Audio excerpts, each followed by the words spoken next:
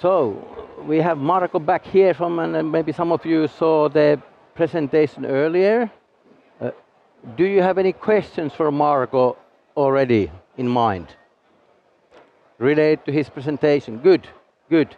Keep those in mind, and if you don't have, you can still, I'll have a few questions myself first, and then we'll come soon to your questions, okay? Very good. Oh, wonderful. You read my mind. Thank you so much. Telepathy is a real thing. Yes. Yes. We will not talk about telepathy today too much, but we'll talk about Marko's, not past really, but more looking in the future, and we're going to dig out a little bit to your current project and the vision over there. And then, of course, having a lot of things, we also want to discuss about, you know, how do you manage things, what's the process of spinning off projects or whatever, so that's where we're going to go today. And audience, prepare your questions, ready? Yes, and okay, well, let's start maybe from we don't go back to those SaaS days, let's start from the Verge motorcycle, right? Now it's already been a couple of years selling bikes, opening shops, and next month, scooter something coming, yeah? Yep. So, is that it for the Verge then? Is there something more there to do when you have two different bike models? Is there like ATVs or buggies or whatever coming first? Yeah, so first of all, yes, we do have a scooter platform coming out. Actually, it was released on the 30th of September, so that's on Tuesday. And we are going to be showing it to the industry at EICMA, which is the Europe's largest motorcycle show in November. But unlike Verge TS, the bike that we showed pictures of, this is not a consumer product by Verge, but it's rather a entire vehicle platform that allows now all the global OEMs who want to build scooters with better technology and to beat the price of the Chinese cheap scooters. We give them technology that is better and more affordable. And so it's really a B2B product in a way. Okay. And it is not the final thing, obviously, that we are going to be announcing. There's a lot of things in the pipeline. I can maybe tease that we started with Verge TS. Now, this year, we started to sell also the technology to other full-size motorcycles. And as you mentioned, the scooter platform, we do have something exciting coming at CES in January. Okay. Another platform for another market. And so Verge is on a roll. There's a lot in the pipeline. Basically, we are bringing the technology we created to all the different categories of motorcycles, providing the technology and the shortcut to having the winning technology to all the OEMs. Okay, sounds exciting. So let's move forward to the next, which was announced this January, Donut Lab, Donut Family. You already mentioned something on the keynote, there's some traction from the market, but could you tell us more detail, what kind of signals have you received from the market when you put this out and you know, we got this, easy for you, faster, cheaper, everything. So when you put message out, what's the kind of the message coming back? We want this, or what are they looking for? Yeah, so first of all, we were quite shocked when we released the product. We were there, the founders, a few people at the show. We were thinking that it would be great if we got 10 companies that we could talk to seriously and about the potential licensing of our technology. But at the exhibition, we already got 300 OEMs. 300. And then the next week we had 50 more, then we had 50 more, then we had 50 more, then we had 50 more, and they just kept coming. And we got to more than 1,000 inquiries within, I think, 10 weeks from the launch. Wow. And then we obviously started to kind of filter them a little bit so that we got to the around 350 to 400 major OEMs that we are working with right now. But obviously we didn't have a sales organization. We were thinking that us founders, we will figure it out. All of a sudden we had to negotiate hundreds and hundreds and hundreds of NDAs, non-disclosure agreements with major corporations, as well as all the other processes. So yeah, it was really a storm. We had to build a world-class sales team out of nowhere, way faster than we ever thought. But anyway, long story short, that was kind of what happened at the launch. And we knew that we had the right timing and the right technology with the right capabilities. And right now, I mentioned a little bit of the open sales pipeline in the previous presentation and a little bit of engagements. But I didn't mention that we have already almost 20 commercial deals also with the major OEMs, and those keep coming every single week. So we are not only engaged and discussing, but we are already in commercial agreements, and we have already the first heads of terms agreed upon, even on production deals with major companies. So you're gonna have to build a new factory and around the world and start shipping, yeah? They're already waiting for the product to receive, right? Yeah. We do have a factory in Chippenham in the UK now, specifically for the motors, but we are scaling those facilities as we speak. The demand surprised you there. Absolutely. Oh, that's great. All right, what else? Oh yeah, we saw this, of course, in the age of AI, you had your own ASI lab, ASI node, so you mentioned AI super intelligence and like a self evolving AI. So where is it now, and where is this thing gonna go? What do you think? Yeah, so ASI Lab was born out of a vision that this approach to AI that we have, which is basically building large language models or other machine learning models, that cannot be the way to build the so-called general intelligence or artificial superintelligence. And we came up with this concept of basically replicating the human brain, because that is how the most advanced agentic workflows would work. Back then, when we started patenting and innovating and researching and making things work, there was no term agentic, AI or whatever. We started more than 3 years ago. But we saw that the industry was moving step by step towards what we had been foreseeing.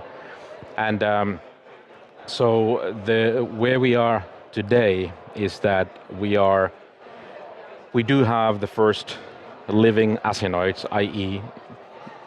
personas, AI entities that are capable of thinking, evolving, interacting, learning new skills. If you remove from its brain the ability to do math, and you ask it to do math, it will figure out how to do math. Or if you remove the ability to log into Microsoft Teams, it will figure out how to log into Microsoft Teams. So we have created something that is self-evolving organism, that is artificial intelligence, and it is kind of the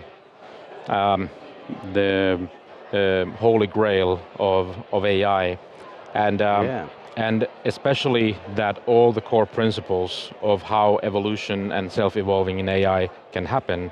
The best practices for doing that we have already patented.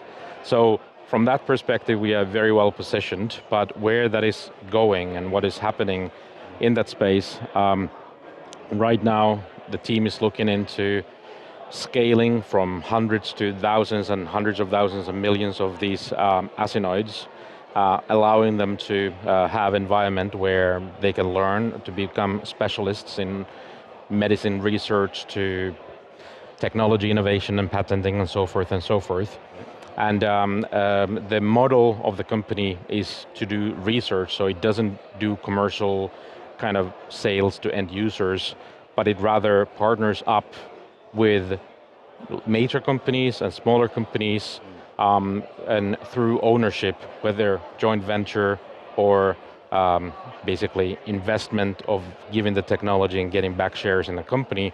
So in a way, eventually ASILab will turn into almost like a private equity firm owning a lot of hundreds of different companies that are then utilizing the advanced AI that the company is building. And there's now around 5 companies currently that have this kind of model and more in the pipeline. Yeah, I guess OpenAI was a research company in the beginning too, right? And just working, and Elon is still suing them, right? Or some, I don't know. Yeah. But kind of like, things change. Yep.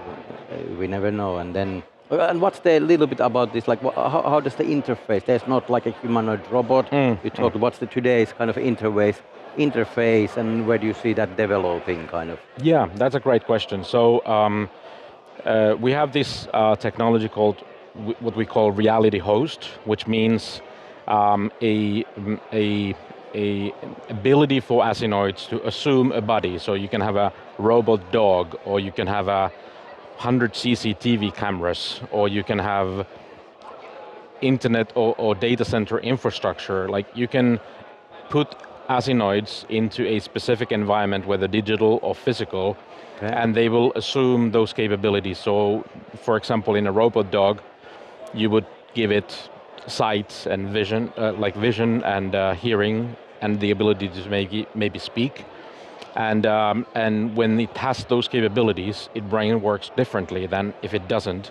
And so we have actually number of companies now that are building anything from submersive drones that go underwater and are fully have a living Asinoid inside them, learning. The AI is evolving. Then you hope that they someday come back, right? Yeah, military, or they bond with the dolphins and disappear. Exactly. Build a civilization. So, but yes, Asinoids do have bodies, and we are working with a number of companies that are bringing them to. Like, maybe one thing to note is that normally, if you think of some super intelligence, it would require a whole cloud infrastructure to run.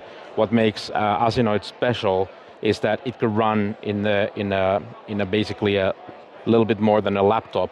So you can actually have it fully offline inside a drone and have independent super AI that continues to learn and is not dependent on cloud services or anything. So you put it in the wild. So through that, there's a lot of other applications that are quite interesting. Wow, this starts giving a lot of ideas and yes, where the future will be soon, right? Because this, we didn't talk about, but like when we see now this AI became mainstream with this chat interface, and they are getting better, and every week there's a new launch or this or some whatever. It's so fast, the development, and how do you feel about the development are there going to be big jump, or is it going to be incremental in the next couple of years, especially related to AI and these, interfaces for humans? Yeah, so interfaces, I think, in general, I think will continue to evolve quite at a rapid pace. When it comes to large language models or any large models, we have kind of hit the ceiling, and this is what Ilya, who was the founder of the transformer architecture that is used in all large language models, also said last year, that we have hit the ceiling. Don't expect more reasoning capabilities from future models. We have used all the information that humans ever created, and this is how smart it is, and that's it. Yeah. Now you need to figure out how to come up with higher level of intelligence, not by creating more models, but by finding different architecture, and that's exactly what we're doing. So I do believe that there will be a specific specializations of models that do one thing very well, and then they be joined with this kind of architecture, what we have created, to do a million different things very well, and then orchestrate it together in a larger network, like the human brain. Cool. Well, looking forward to learn more about this, later on, and if we have Asinoids roaming the, the whole universe, perhaps. You don't know who wrote my presentation in the morning, right? Well, I see you editing the slides at least.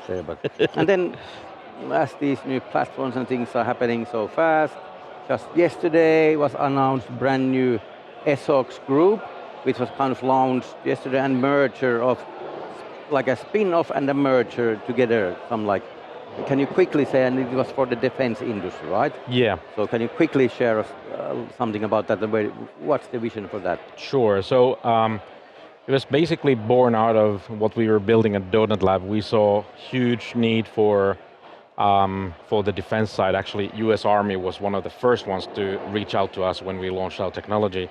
But we knew that with Donut Lab, we didn't want to become a defense company, defense tech company, mainly due to all the processes that would come with it.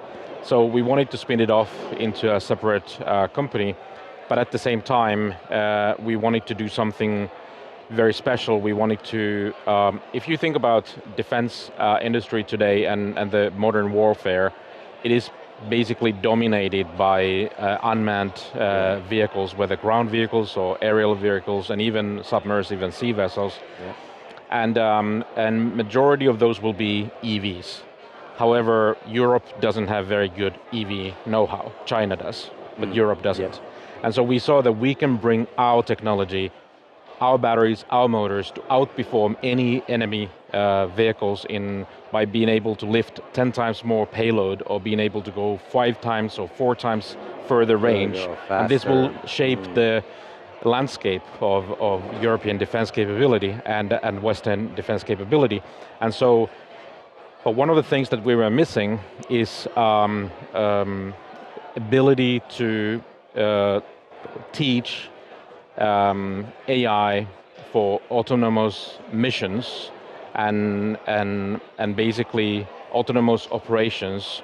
When you have a drone in the front lines, you don't have signal, or you have cables, but that's not very practical. And 4 months ago, we saw the first drones in Ukraine that didn't have cellular capability, that were fully autonomous, just working on their own. And of course that's quite scary, but we need to make sure that we have the capability. And so what we did is that we merged then with a company called Esox Aero, that has more than 15 years, the team has more than 15 years of experience in simulating digital battlefield in unmanned vehicles with NATO and with many defense forces in Europe and the UK.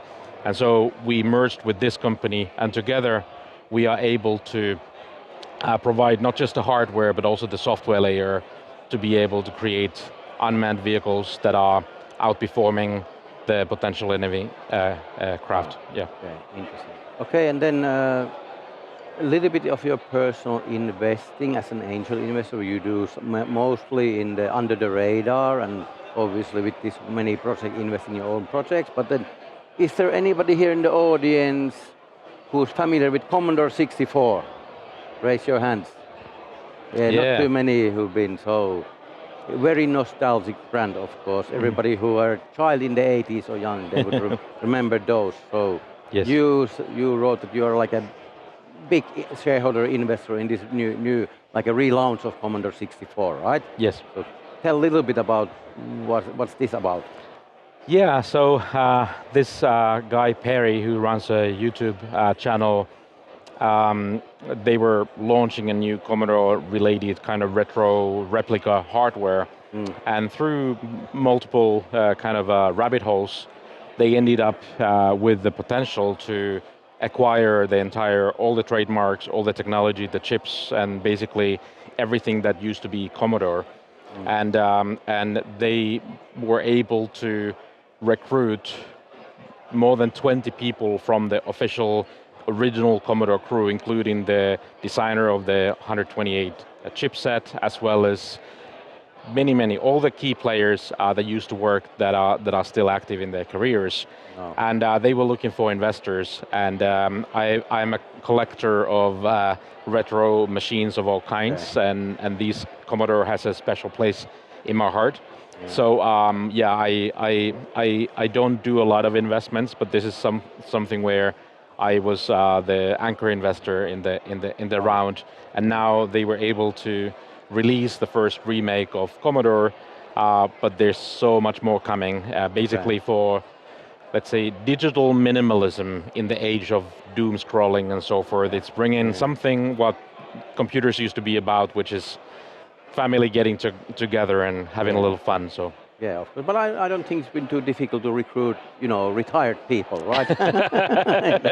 That's correct. That is correct. All right, let's one more round, guys. All right, let's.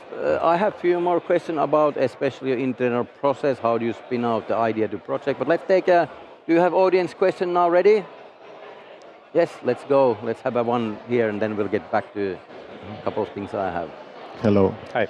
Hi, thank you very much. Well, a pleasure to meet you, and was very inspiring. And actually, now to learn that you were a key person in the relaunch of Commodore, that's like you're a box full of surprises. Well, I'm going back to the hardware and industrial startups because actually that's what I do, supporting industrial deep tech European startups. I feel we need more donut lab companies out there, Absolutely. and I love the way that you put it. You know that it's possible, you can make it. But you were talking about the fact that it's possible to launch these industrial deep tech companies, bootstrapping, and well, having a bit of knowledge about that. I wonder if you can further develop on that, because it's not the same to bootstrap when you haven't been a founder before, when you don't have a past, that when maybe you have a past. So can you maybe elaborate about how did you manage to bootstrap all these companies? So thank you very much. Sure. Yeah, thank you.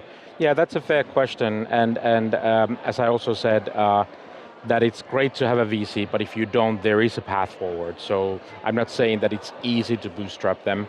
Obviously, it helps if you've been a founder before, you have some credibility, and there's people who are like, yes, I want to be part of your next thing.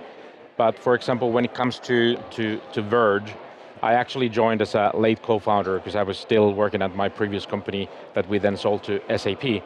But they bootstrapped with friends and family, built the first motorcycle with basically extended friends and family round.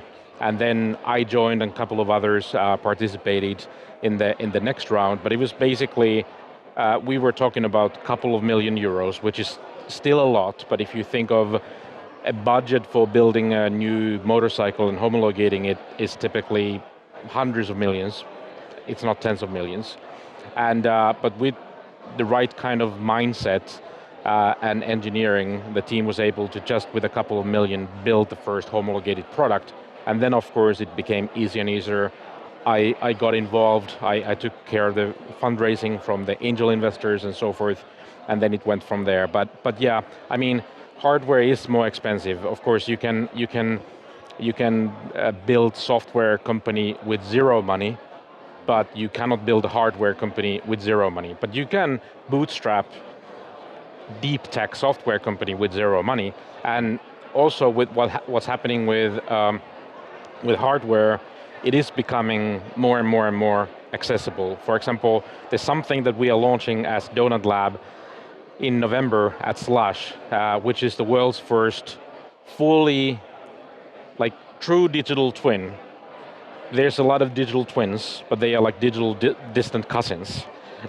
We are launching the first full digital twin platform where you can design your vehicles, run all the embedded software, simulated batteries, simulated motors, simulated cameras, simulated sensors, simulated everything. You can build design the entire vehicle, all the code that runs in all the different control units, tested it with the real vehicle physics and so forth and so forth. And once you've perfected it, you can look at the bill of materials. Okay, it's 12,000 euro and I can buy the parts that I need for my car. I'll build a prototype. And we will be announcing something very special for startups that actually, normally if you were a large OEM in the 10 biggest companies, if you place an order for motors, it's hundreds of thousands or millions of pieces. Your price is this small, but if a startup comes and says that I need 50 units, it's this much, right? We are turning that upside down. We are guaranteeing smallest price of millions of units to startups buying 10 pieces. And this is part of the mission that we do in a Donut Lab. So we are trying to push it that it's actually possible to create vehicles and other EVs and robots and other things with shoestring budget. And that's kind of one of my personal missions as well. Yeah, and maybe there will be, donut funding platform coming in the future. Who knows? So, don't spill the beans. no, it's just a wild guess, And okay, thank you for a great question. We have a few more minutes, but I'd like to talk a little bit about, the your internal personal process for, there's a lot of ideas popping up, and every day more ideas coming. How's your process from idea to a project and your actual company? Because there's some kind of filtering and process that you can't do everything. Every idea you cannot do it. And then maybe related to this, you were talking about small teams beating the big ones. how do you then link the team building and finding co-founders or whoever partners to this process of from idea to global platform, and you can't run every company if you have multiple projects. So how do you manage that part? Yeah, that's a great question. So first of all, after my previous exit, I had a million ideas, but I knew that I cannot pursue them all. I had seen when I lived in Silicon Valley this first accelerators, but then also venture studios and other models. And somehow I ended up being a kind of one-man venture studio. Coming up with ideas, funding research, independent research that then came back, and I'm like, okay, that's going to work, let's do it. And so I did that with a couple of moonshot projects. But from operations perspective, that's more like being an advisor still. Advisor and investor, except for you have ultimate control. Yes, yes. But at the same time, truly it's more like being an investor. Like to be clear, yes, I'm chairman at Verge, but I haven't been for more than a year in any operational capability. With Asilab, I'm one of the founders and investor, but I hear from the team half an hour every week. So I'm not so hands-on, even though when it comes to original patents, I'm inventor in those, but that's kind of a side note.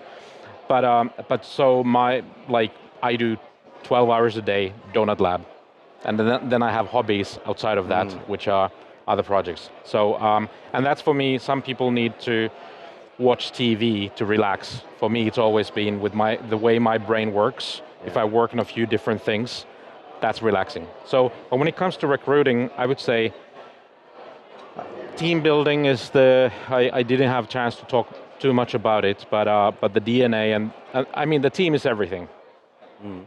The team is everything, and then timing is everything.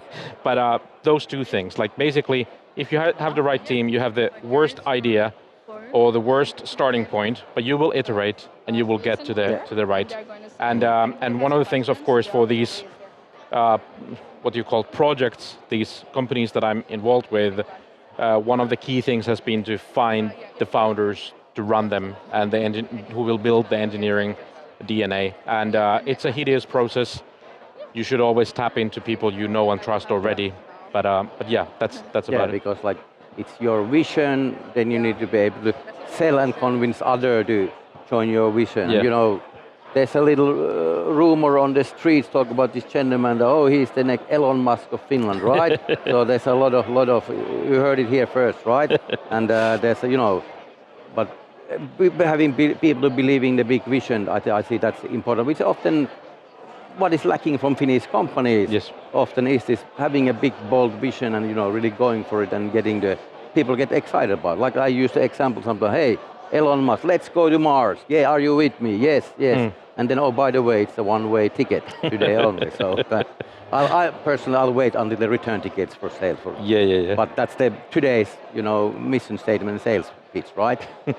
All right. Absolutely. Unfortunately, we're going to run out of time. But so we have 6 seconds to. How do you manage your calendar then?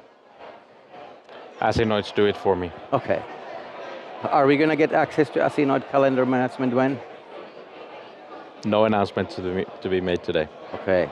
Yeah. Hey, thank you so much, Marko. Let's give a big hand. Thank you.